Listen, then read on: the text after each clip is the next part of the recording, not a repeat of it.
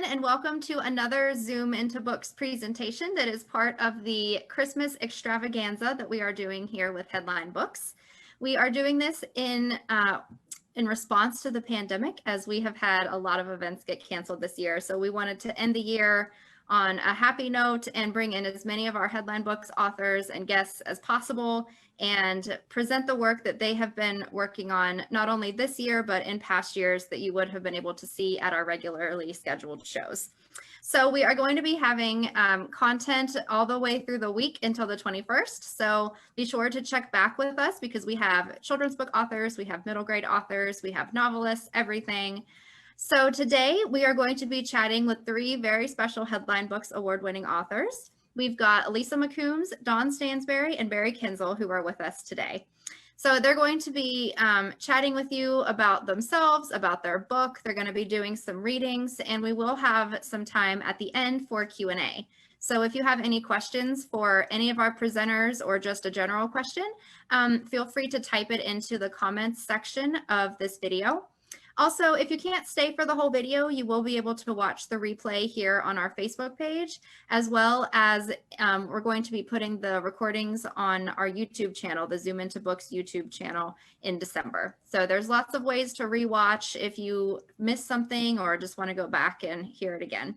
So let's go ahead and get started. We're going to begin with Lisa McCombs. So Lisa, thank you so much for joining us. It's great to have you back on Zoom Into Books. Thank you. Well, it's good to see everybody. I hope you all are being safe and reading lots of books. I think one thing that will help at least our young reader audience is the aspect of familiarity. And that's what I want to talk to you about today, familiarity.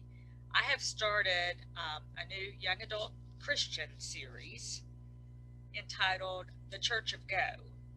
And the Church of Go has received a lot of positive attention. For that, I am very, very glad. I just dropped my notebook.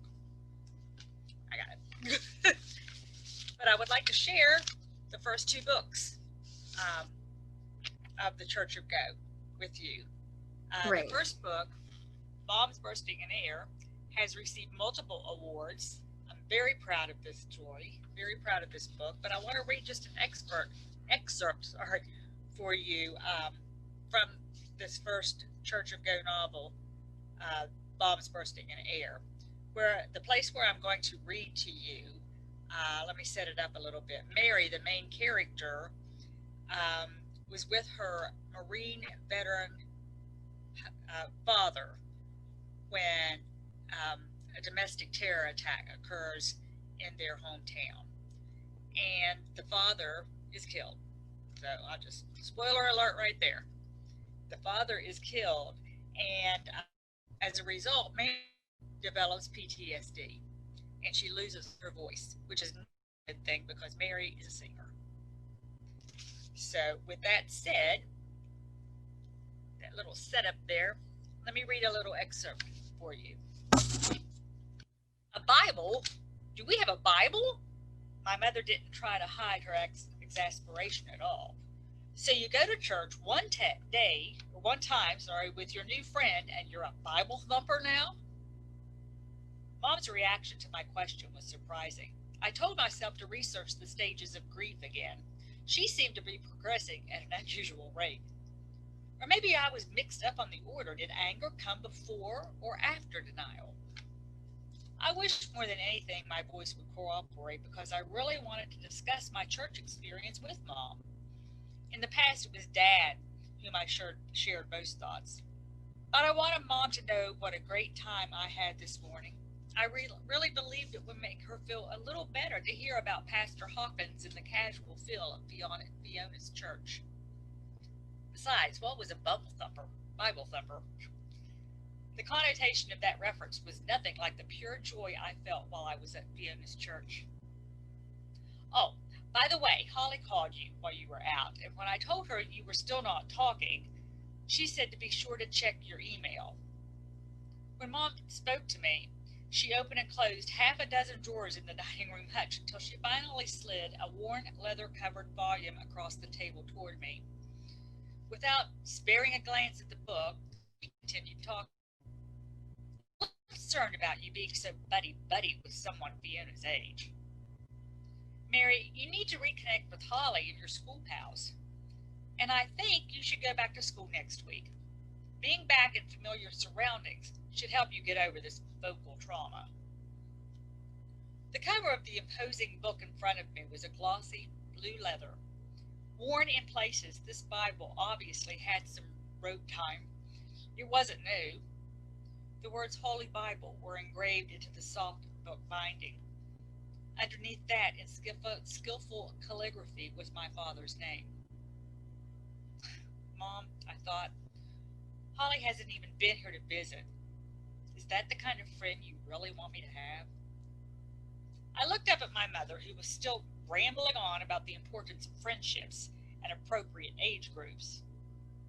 I shrugged, unnoticed, and continued to inspect the treasure in front of me. There was something hauntingly familiar about this book, but I shook off the creepy feeling and tried to tune in to my mother again. So, once you get back to school next week and we put all this ugliness behind us, life should settle down. You'll see. You don't want to be around those strangers any longer. But Fiona isn't a stranger. We have something very important in common. We survived something really, really horrible. Carefully, I opened the front cover of the Bible. In faded ink, I found my father's name printed in his careful penmanship. The writing held a strong resemblance to the rank and file of a military squadron. The pages were of silky onion skin material, and the edges were etched in gold leaf. That's Dad, I thought. Always the precision. So somewhere along the way, Dad had a relationship with God, or had participated in a church family at some time. So maybe you get in touch with Holly, Mary. I'm sure she's really worried about you. Yeah, right, I thought. Mom finished wiping at the immaculate kitchen counter and almost shyly moved her eyes to my face. She hadn't really looked at me for a while, always teasing the edge of my existence. Just don't forget, Mary, how much I love you. This is a really, really bad thing we're going through, and I'm so proud of you for holding up so well. We just need to have patience with one another, and we'll get through this. I hugged my mother, and I silently excused myself to take Dad's Bible to my bedroom. What holds the series Church of Go together is the fact that every book is a standalone, but they all share the same characters, the same town, the same school, the same churches, so that you can read, because it's a standalone, after reading Bombs Bursting in Air, you really don't have to have had read that to read the next book, my newer one, Praise Petals. Praise Petals is also a Church of Go novel. It takes place in Ellison, West Virginia, and West Virginia University is right up the road, so we've got the West Virginia link in there. In Praise Petals, we have a different group of characters going to the same church, and let me set up the little bit that I'm going to read to you from Praise Petals. The main character's name is Rose Hicks, and she's the target of Lily Jenkins, who's the school bully. When Rose's best friend, Jay Allen, is taken out of town for an emergency surgery. Well, I don't know if it's an emergency, but it's a surgery that's going to change his leg because he has prominently crossed eyes, and the doctors have discovered at the Cleveland Clinic that they can do a corrective surgery for him, and this is going to change his life. But Rose is just kind of left in the dark, or left by herself now, and left to the ugliness of Lily Jenkins. So that's the setup for this. Mom and I walked to church Sunday morning. Oh, and Rose's mother is a Christian, whereas Mary's mother has to come into that. Mom and I walked to church Sunday morning. Her joining me for the short walk was unusual, but a pleasant surprise. She normally opted to drive since she attended the last service. I guess she and Audrey had more to talk about. Mom have many friends, and Dad's work didn't allow him to attend church with us very often, except on odd occasions. If I wasn't hanging out with my mother, she was alone most of the time. My suspicions were confirmed when we got to the front door. Audrey, Tom, and I will make coffee and set out snacks for between services, she said. Then I'll attend the lay service. Your dad's coming home early today, and he's meeting us at Mascara's for lunch. Wonders never cease. We never eat out on Sundays. I wasn't sure if I was more excited about the restaurant or about Dad coming to join us. My father was rarely home on weekends. Something was up. I noticed the oversized screen lowered as soon as I joined the Praise Petals on stage. But I didn't discover what that was all about until around 11 o'clock, until the 11 o'clock service started. As soon as we finished our opening hymn, Pastor asked us to direct our attention to the screen. We have a special guest today, but his only way to communicate with us right now is through technology. As most of you know, one of our members is out of state for the next couple of months for eye surgery. Jay Allen is with us today via 21st century technology. Pastor Larry winked at me before adjusting the volume as Jay Allen's face appeared over the airwaves. Is it on? Jay Allen spoke to an invisible person behind him. Is it working? Can they see me? Hey! Randomly tapping buttons that only he could see, he looked directly into the eyes of his church family. Eyes settled into their normal cockeyed position. Are you sure this thing is on? And he keeps repeatedly tapping the screen. We hear you and we see you, Jay, Pastor answered for the mysterious technicians on the other side of the screen. Oh, good. Hello, everyone. It's been kind of busy here. A few polite twitters emitted from the audience, and I know my face was fire engine red. I just want everyone here to know how much I miss you all and how anxious I am to come home. They told me yesterday that my surgery is scheduled for early in the morning, so I wanted to let you see the before project one last time. Hopefully, the next time you see me, my eyes will look directly at you, and I will see clearly for the first time ever. Thank you all for the prayers and encouragement. I'll see you soon. And with a little wave, he was gone. Repeated blinking didn't stop the tears, and before I knew it, I was a bumbling mess. I love Jay Allen so much. Not in a romantic way, but as a best friend, a brother, a confidant. I couldn't imagine life without him. I knew he was nervous. I was nervous for him. When my eyes turned to outright sobs, I felt ridiculous and weak for allowing myself to be so vulnerable. The congregation was silent, and I was terrified to look at them. Gratefully, Pastor asked everyone to bow their heads in prayer. He prayed for Jay Allen and all of Jay Allen's friends, which is laughable because Jay Allen had only one friend, and she was currently acting like a crazy person. He prayed for Jay Allen's parents and the doctors who would perform the early morning surgeries. He prayed for strength and full recovery. With each solemn word, I was reminded of the enormity of tomorrow's operation, and I cried even harder. Pastor prayed for all of us to stop wasting time on the small stuff and to clearly set what was important in life in front of us. Jay Allen was determined to clearly see the true important aspects of our lives as Jay Allen arrives also to see clearly, or strives to see clearly. Grateful that the Praise Petals had already belonged to the congregation, I wasn't sorry to be off the stage and into the hallway. I was wiped out.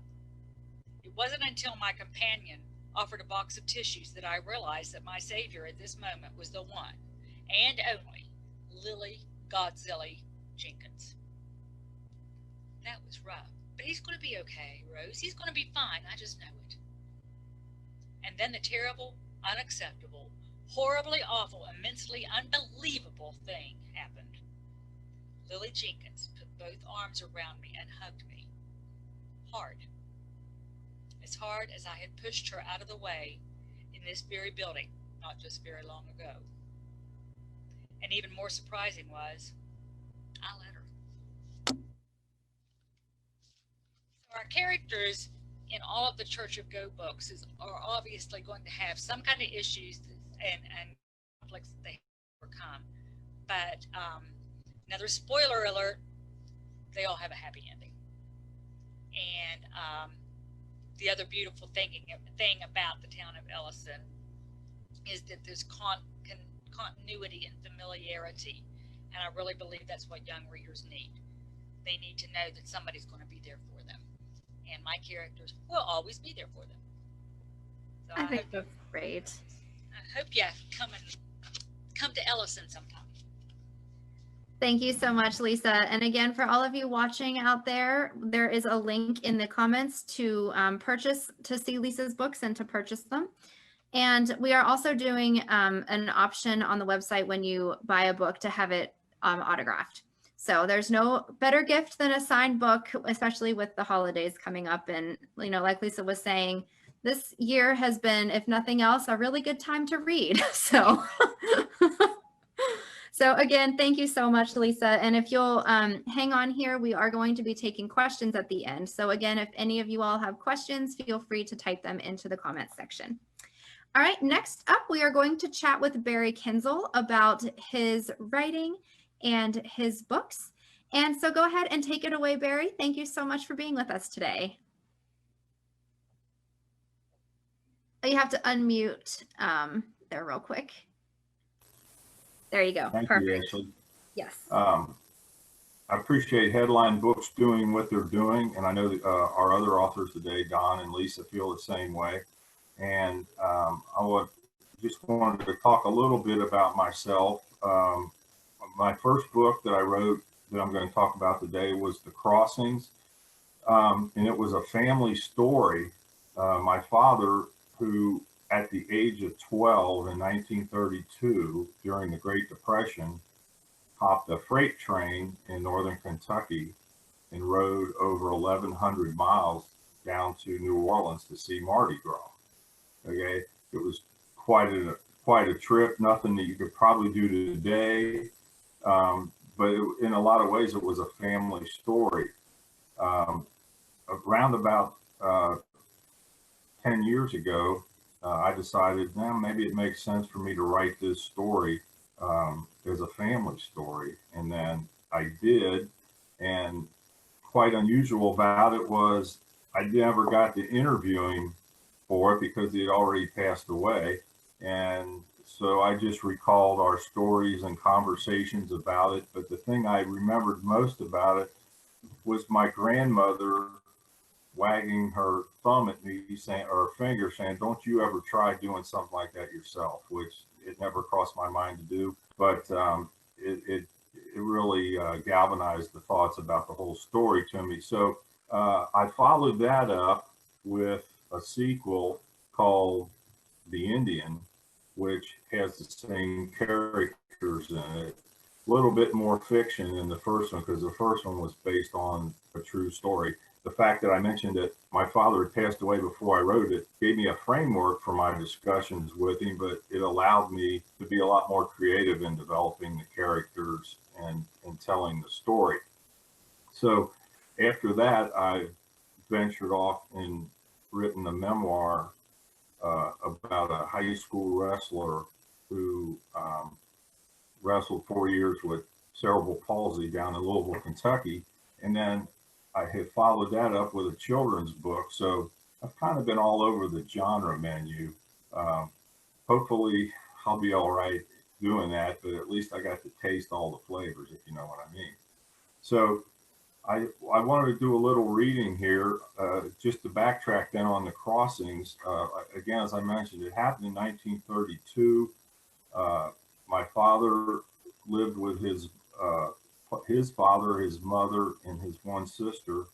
And during the Great Depression, there was always a lot of hardship with families, as we all know.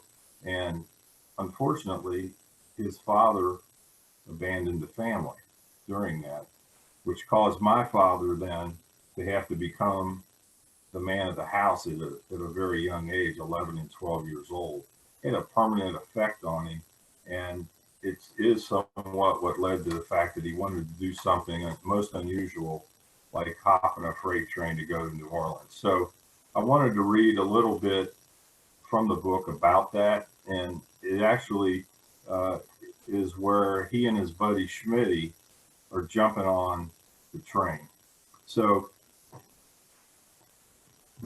George was sitting there. He and Schmitty were leaving to get on the train. They had it all planned out. They were able to do it a day early because the priest, the pastor at their church, had passed away, and they knew they'd have a few extra days off of school. So they decided to leave a day early. So they were to meet in Latonia, Kentucky, where they were from. And so George sat there and he wondered, where is Schmitty? Schmitty hadn't shown up at their rendezvous point. Did he have second thoughts as he backed out? Did he tell someone who stopped him from going? Soon Schmitty showed up at the corner and Georgie breathed a sigh of relief. They started down the Coursey Avenue toward the train yard. They were both filled with adrenaline from the excitement as it started to drizzle rain as they trotted down the road towards the yard. As they got nearer, they both realized they really didn't know how to safely hop on a moving freight train. They decided it may be safer to board one in the yard. As they reached the yard, they noticed a number of railroad detectives checking the cars on a nearby train and decided they didn't want a chance getting caught and being in trouble with the law, and even more important, with their parents. They decided to walk back to a point just outside the yard where the train would be moving slowly and be easier to board than farther down the line. They went to a point about a quarter-mile north of the yard and waited. Georgie, how do you know if the next train coming is the one we want? Our train is scheduled to leave at 5:15, so most likely one leaving around that time will be the one. No other way for us to know, answered George. We needed to watch for a car with an open door, and we need to throw a rock on board so we can jam the door open. We really don't want to get locked in, he added. I'm really scared, Georgie.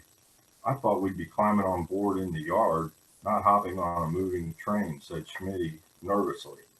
Schmitty, I think I hear a train coming, as the shriek of a train whistle pierced the air. Oh boy, here we go. I'll hop on first and you grab my hand and jump. If you miss, grab on the ladder and we'll get you in the car, he ordered. The train approached slowly, chugging mightily as it fought to gain speed as it made its way out of the yard. The two adventurers watched for an open boxcar to be the one to give them passage. They thought it made sense to be in the middle of the train rather than near the engine or the caboose. The appropriate target neared. Georgie shouted, Schmitty, this is it. Run alongside. I'll hop on, then you. Take off on a dead run next to the car. They took off on a dead run next to the car with their hearts pounding more from the fear and excitement than the exertion. Georgie threw a rock on board along with his satchel, grabbed the side of the door opening and hurled himself on board. He then spun around to grab Schmitty, who was still running next to the car. Grab my hand, Schmitty, grab my hand. The train was moving faster than they had anticipated. Schmitty grabbed for Georgie's hand and his grip slipped. The fear showed in his face. Schmitty, grab the ladder and hop on. Schmitty slowed a bit to grab the ladder at the back of the car. He grabbed it and climbed on, holding on for dear life, but his foot slipped because the rungs were wet from the rain, and he was hanging on by his hands from the ladder. In fear, he released his hold and rolled into the gravel alongside the tracks as the wheels of the thundering giant rolled by without hesitation. Schmitty, screamed Georgie, grab the ladder on the next car. Schmitty was dazed as he rose to his feet, but didn't seem to have the stamina. Oh, Barry, your microphone got muted.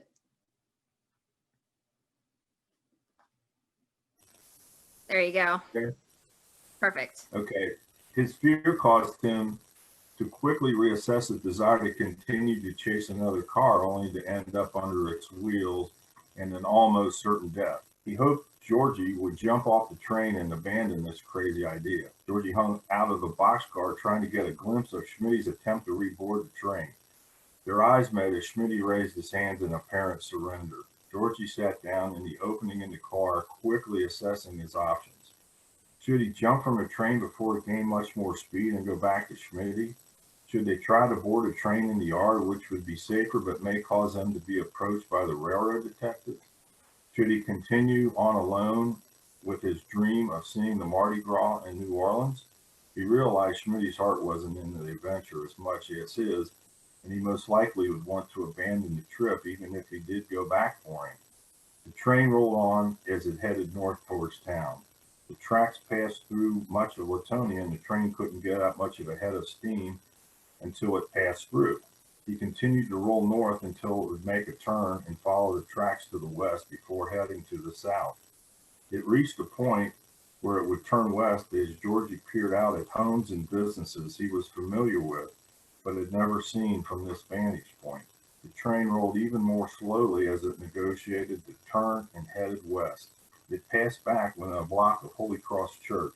Georgie could see the black bunting hanging on the front of the church in warning of Father Reeder's passing. The pace of the train itself reminded him of a funeral procession as it continued to creep through town for another block when it crossed the Coursey Avenue 2 blocks north of Riddy's Corner. Then the tracks guided it in a southwesterly direction and Georgie's heart began to race. He knew if he was going to jump off the train, it would have to be now, as they were going to pick up speed as they headed out of town and would soon be rocketing through the rolling hills of Kentucky. He was torn by the decision he needed to make. He knew it would be more dangerous alone, but passion overruled logic, and he decided to go. He bolted to his feet as the train passed within a block of his home on West Southern. He wondered what Margie, who was his sister, was thinking and how he was going to break the news to their mother about his adventure. He felt guilty for a moment that he left her with the task, but it was too late to pursue any other options. The train jerked as it picked up speed, causing Georgie to fall back into the car. His attention immediately turned to his surroundings and what would be his home for the next few days. He now noticed the mustiness of the boxcar, the smell of the grease and oil and smoke and soot, and the sounds of squealing brakes overwhelmed his senses. They were the aromas, the sights and sounds of a forbidden place and time, the markings of a new and exciting adventure. So from there, the story goes on to where he ended up in New Orleans, and a lot of the story is about both before this and after that is about the people that helped him along the way, because obviously as a 12-year-old, he couldn't have got down there and back without a lot of people's help. In the Indian, which I mentioned was a sequel to this, George and his friend Schmitty are now 8 years older because they're about 20 years old because it's now on the eve of World War II. So that story ends up with both of them being in the South Pacific in the Navy. Schmitty is a pilot, my dad on a destroyer. So a lot of that historical fiction I was able to take from the letters that my father wrote home from when he was in World War II. So, I had enough hamburger helper there to get the story interesting and to have a lot of sense of reality to it. So I'm pretty proud of the writings. I was really shocked with On the Crossings, when it got published, it won the grand prize in the Great Southeast Book Festival. So I was pretty pleased. So I really worked hard on the Indian because I knew I had to up my game from that. So it never won a grand prize, but it won a lot of awards. So I appreciate that Lions book and the whole role. Yeah, it's that sophomore book, but you did a great job with it. That gets a lot of people. Mm-hmm. Yeah. And it's so interesting that you took this from such a personal place. And, you mentioned that you took a lot of this from those letters. Was there a lot of additional research that went into the history with this? It's funny, when it comes to writing historical fiction, I love research. My history, I was a CFO, so I'm an accountant by trade. So digging into details, that's my thing. So when I wrote both books, I did a tremendous amount of detail. I tell people I spend more time doing the research than the actual writing, and we all know how long the writing actually takes. But I really enjoy it, and I often tell people that in doing so much research, I end up finding out things I didn't know that I can incorporate into my stories, which really kind of is a little spice to it. So, but just one of the things that I did that when I went to write the crossings, I sat there and I go, okay, now I got to trace this train all the way down to New Orleans. Okay, I was fortunate enough. I mean, the L&N Railroad is what ran through northern Kentucky down to New Orleans, and I was fortunate enough to find a schedule for a freight train from 1932 that ran all the way from Kentucky down to New Orleans. And it was only because I read about 4 books on the L&N Railroad, and sure enough, in one of those, I found that schedule. So it was almost like, how did I get that lucky? Well, you know what they say, the harder I work, the luckier I get. That is very true. That is just so great. It's so much fun when you can pull a story from real events. You know, it just and especially from a place of personal events as well. Like it just makes it so much more special. And I would imagine, you know, it's never easy to write, but I would imagine that the personal connection made it easier to write the story. It did. At the same time, as I mentioned earlier, I sort of started out to write it as a family story. And after I wrote it, I had it in just a manuscript form, and I gave it to my adult daughters to read and my wife. And after 6 months, nobody had read it. Okay, so I just followed up with them like at a holiday, and I said, hey girls, I was talking to my daughters. I said, how come you never said anything to me about that manuscript? And they said, well, Dad, we haven't read it. And I said, why was that? And they said, well, we were afraid it wouldn't be any good and we wouldn't know how to tell you. So it ended up winning an award, so I guess I showed them. So yes, it's obviously very good. Very good job. Oh, well, that was fantastic, Barry. We really appreciate you sharing your story with us and a little bit of that backstory there. Again, for any of you watching, if you would like to buy a copy of this book, the link is here in the comments. Also, before we move on, we want to make sure to let everyone know that the Next Generation Indie Book Awards is a sponsor of our program this week. So if any of you all are independent authors and you're looking to get some award credit on your books, they are a great program to look into. So again, we want to thank everyone at the Next Generation Indie Book Awards for their sponsorship. All right, so now we are going to move on to Don Stansberry, and Don is another award-winning headline books author. He's been with us for a very long time and has written in every possible genre that you can imagine. He does children's books, he does middle grade books, and he does novels. So welcome, Don. Well, thanks for having me. I appreciate you being here. I appreciate you doing this. I know it's a lot of work for you guys to put on, and you're not all in one place. You're all spread out all over the East. So it's fun, but it's also good that we can learn to do this kind of thing. I agree. We have to definitely adapt to our changing times here. Yeah. So, you know, I was listening to Barry there, and I'm the same way when it comes to research. You know, I enjoy really doing that. And then if there's something you really can't find out, you can make it up. That's the great thing about being an author. You just a nonfiction author. You just make stuff up if it's not right. Absolutely. The best fiction is based on fact. And, you know, that is the power of being an author. And that's why it is so much fun. Yeah. So would you like me just to read a little excerpt here from the first book? Yeah, that would be great. Just tell us the title. And then if you want to give us a little bit of backstory that we need, then go for it. Okay, this is Inky and the Missing Gold. This is the first one we did. I teach 4th grade, and there are so many good books out there. I mean, it's just, you can just go from one to another, great ones. But there's also some that I just thought, well, you know, I could probably do as well as that. So I tried and then when I found your mom or your mom found me, I think it was more like I stalked her. I wouldn't let her breathe until she took my manuscript. You know, this kind of came out of it. So this doesn't really tell you anything, except kind of gives you the mood of these first 2 Inky books, okay? The wood in the fireplace crackled and popped as tiny sparks flitted through the air. With a loud snap, A glowing ember launched its way out of the fire and bounced across the earthen floor, coming to rest at the foot of a newt. The lizard looked down and sniffed as the orange glow died out, then continued its meal of a large legless grasshopper. One of the grasshopper's back legs roasted over the fire. Purple sauce covered the other leg and dripped down a gleaming beard. Inky put down the grasshopper leg and gently wiped his mouth with a coarse brown napkin. He was very conscious of the purple sauce running down his white beard. His hair shined with the same silvery color, but his eyes shone a dark, dark black. The color of the darkest ink, his mother had said when she named him. He took a sip of the berry squeezings and sat next to the tiny bronze goblet on the tiny wooden table. Everything in the small room was exactly the right size to fit the person dining at the table. He was only 12 inches tall.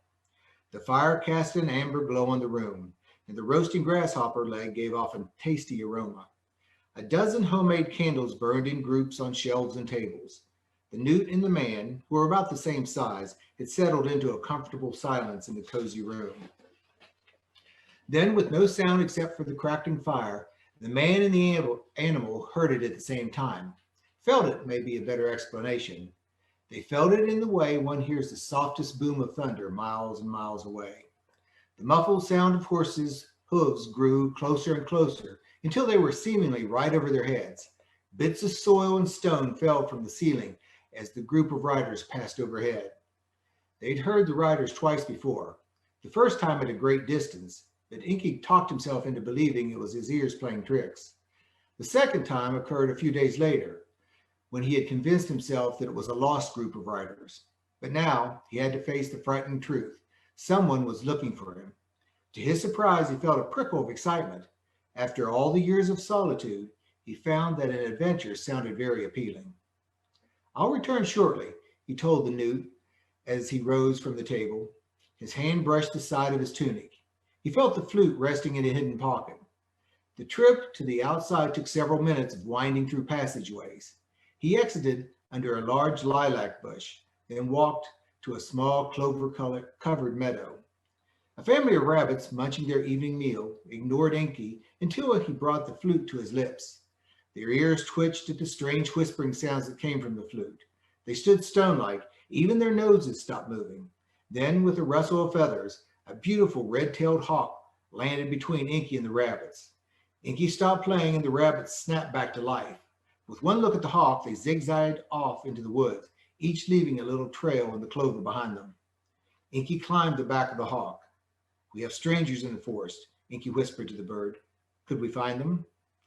With the wings extended, the powerful push sent the pair upward. Inky had a sinking feeling in his stomach as the ground dropped away beneath them. They rose above the trees as the sun began to dip below the distant mountains. It wasn't long before Inky spotted a thin tendril of smoke rising into the sky. Through an opening in the trees, he saw an oval-shaped campsite. Several tents dotted the ground on one side of the fire, and the only tent sat on the far side. The lone tent was larger and fancier than the others. It even had a little triangular flag flying at the top. After a few passes, Inky asked the hawk to take him home. He had had enough information for a plan. So that's kind of just kind of sets the term. This kind of is. I had to find a passage where I really knew all the words, so that I could read. And it's interesting, in all the different books across all the generations, I've just realized that I use the same words over. I just put them in a different order. Which is I kind think you do a little bit more work than that. Well, yeah. But isn't it funny? No, that's great. So I do have a question for you about writing in multiple genres. So, you know, because I was mentioning before that you work in children's books, you work in middle grade, and you write novels. So what's it like to kind of juggle? Do you have to be in a certain mentality to be able to write certain types of books? Like, how does that all work? Well, basically I have to look and see who my audience is going to be. And then you kind of calculate, after you get the story, you kind of calculate the vocabulary, what kind of scenes you can have. The one book, the one novel I have is it's a murder, chaos, mayhem, and then there's some love in it too. So, I try to get the people who are interested in just, violent murder plus the romantic side. So, I intentionally tried to mix Stephen King and Nicholas Sparks. Gotcha. So yeah, it depends on, I guess once you identify your audience, then that would help. That's Well, great. yeah, I mean, and then too, I think on the middle school books, I basically try to write for boys. I mean, there's a little bit of the girl stuff in it, but that's the kind of the age where they're really separating the interests. And if you can get a guy that age to read and like something, you've really done something. Right. It's Excellent. an interesting thing with the pandemic and everything, which kind of a sad thing. One of my neighbors works for Nintendo, and then during this whole pandemic, their sales have gone up 300%. Wow. They can't keep it. They can't keep inventory. She's like a district manager and takes care of things, but they can't fulfill the need for games because everybody's staying home. And it would be nice if people were reading as much as they were playing the games. So I don't know what the statistics are for Amazon delivering books at home, but I don't think it's probably as big as that. Yeah, it would be interesting to see some stats on that. And hopefully we will inspire some people watching to read more after our conference this week. Well, especially happy stuff, Yes. it takes you away and we're starting to watch some of these television shows that are coming back on, and all the people are in masks in the show and they're kind of just delivering what we're looking at every day. So, it's Yeah. not good for me. Right. Yes, we definitely need to focus on the positive. And that is a nice segue into our first question that has been posed to the entire group here is, can you tell us something positive that has come from your pandemic experience? So Dawn, we'll go ahead and start with you since you are already unmuted and everything. So Okay. tell us something happy. Well, really, honestly, this has been the best time of my life. I mean, I've got to spend time at home. I've got to write. I've worked out almost every day since March. So, everything's the same. We still go to Walmart when we have to. We go out to eat. Since once they lifted the ban and you can go out to eat, we go out to eat all the time. We really haven't done anything too much different. Like I think we were talking about beforehand, our county at least was right last week was going back to school. I mean, full time, everybody. So I think there's kind of a different mentality around. It's either you're really, really cautious or you're not cautious at all. We're kind of trying to stay right in the middle, but that's what it is basically here. That's my point of view. Mm-hmm. Yeah, I know that regulations are differing everywhere and it's hard to, try to understand everybody's experience, but it's good that, we're able to go out and get, necessities and everything like that. It's just a crazy time all around, regardless of where you are. Lisa, what about you? We can't hear you, Lisa. Sorry. We can come back to you, Lisa. Barry. Come on now. Oh, never mind. Hold on, Barry. We'll go back to Lisa. Lisa, tell us something happy. Something happy? I get to write every day. And That is very happy. Very happy, yes. So I'm making a lot of contacts with, used to be resources, and now, I'm becoming friends with people out there, especially for my nonfiction side of my career.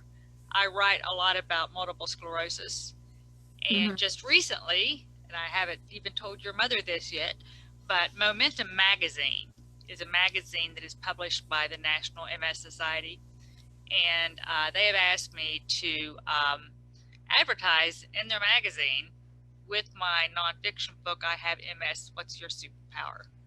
So, and I've really been talking a lot with MS organizations, and I feel like that's something I can do to help other people, in my same situation. So it's not a happy subject, but we're doing happy things with it, if that makes sense. Absolutely. Yes. You're putting some positive things on that, and that's wonderful, affecting change. So Right. Great job, Lisa. All right, Barry, tell us something happy that has happened to you during the pandemic. Well, if you want to stay happy, what the pandemic has done for me is helped me appreciate what it was like before the pandemic. I think another positive, I think it's all made us a little bit more health conscious, about washing our hands and doing whatnot. I'm like Don, though, a lot of the TV shows that have come out recently, like he said, everybody's in masks and things. And my wife and I were watching a couple new shows that came out, and we go, I don't want to see this. I want to see something positive. I don't want to look at, we all know what it's like, for 8 months to be wearing masks. Right. But I took advantage, being hunkered down here is, I recently wrote a children's book, which was, a spinoff from Heart of a Lion, which came out last year. And I also just finished up a manuscript for a sequel to The Indian. So I did take advantage of being at home. I can't say I wanted to be at home as much as I was, but again, I took advantage of it. And I guess in some respects, anytime you have a change in your life, it gives you a different perspective about what maybe your life is about. That's very true. I'm sure a lot of people echo that same sentiment. So we do have one more question. I know that all of you have attended, pre-COVID, you have attended several book conferences and expos and everything. So I'd love to hear if you have a specific, again, we're kind of reminiscing here on when we could be in person. So if you have some type of experience that you had at like I said, either a conference or a show, we would love to hear about it. Dawn, we'll go ahead and circle back with you. So if you have something. Good experience? Yes, with your Headline Books family. Well, sometimes like down in Charlotte, the crowds are huge. You're selling a ton of books. You're really working, and those are good times. But sometimes you have things that there's nobody there. It just happens. And sometimes those are my favorite times because we get to meet each other. When I talk to people, they say, "Oh, well, you're friends with all the other authors," and I say, "Well, yeah, but we only see each other every once in a while." So those are the times that are good. And then, I go to Tamarack a lot, or I did go to Tamarack a lot, once a month. And those times are just meeting people and seeing people from all over the country and just talking to them. I know when this one book came out, I was explaining it to one customer about the murder book, and there was just a really creepy guy standing just off to the side, and I kept noticing him, and he kept, then finally he kind of shuffled over when nobody was there, and he said, "You ever really think about killing people? Because I do." I said, "No, I don't. It's just, it's just a book. It's just a way." He goes, "I think about where I bury him and stuff." And finally, I talked to him for a few minutes and tried to keep talking to other people too. But, it's just things like that you remember that you get to share with each other that make this a great job. That is definitely a very unique experience, Dawn. Thank you for sharing. Lisa. Well, this really doesn't have anything to do with the venue, but when my last book, Praise Petals, when Headline Books took it on, I was actually camping in Randolph County, and there is no cell service there where we camp, so unless we drive to the top of the mountain. So a bunch of us, we'd been there a week, and a bunch of us decided we wanted to check our phones. So we jumped on our side-by-sides and our four-wheelers, and we took a trek up the mountain to where we knew we could get service. And I had a message from Kathy Teets of Headline Books about information about Praise Petals.